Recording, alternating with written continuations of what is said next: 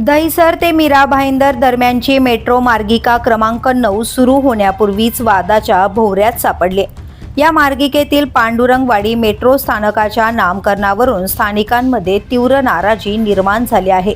स्थानकाचे नाव पेनकर पाडा करावे अशी मागणी करत स्थानिकांनी आंदोलनाचा इशारा दिलाय। दरम्यान येत्या 6 एप्रिल रोजी दहिसर ते काशीगाव या टप्प्यात मेट्रो सेवा सुरू होणार आहे। या मार्गिकेचे लोकार्पण मुख्यमंत्री देवेंद्र फडणवीस यांच्या हस्ते होणार असून उपमुख्यमंत्री एकनाथ शिंदे आणि सुमित्रा पवार यांची उपस्थिती अपेक्षित आहे। कार्यक्रमाच्या तयारीला MMRDA प्रशासनाने वेग दिलाय। मुळात हे लोकार्पण 3 एप्रिल रोजी होणार होते, मात्र शासन पातळीवरील अडचणींमुळे ते पुढे ढकलण्यात आले आणि त्यामुळे प्रवाशांमध्ये नाराजीचे वातावरण निर्माण झाले आहे। अशातच उद्घाटनापूर्वीच नामकरणाचा वाद पुन्हा पेटलाय। दहिसर टोलनाका ओलांडल्यानंतर मीराबाई परिसरानंतर येणाऱ्या स्थानकाला वाडी असे नाव देण्यात आले।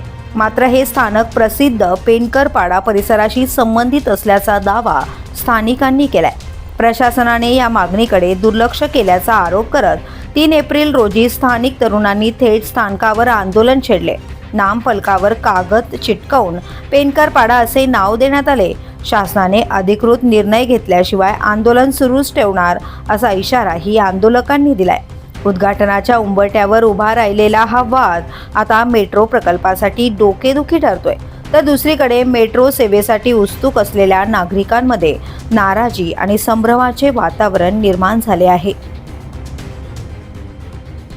द पोलीस न्यूजसाठी अनिल शिरसाट, मीरा भाईंदर।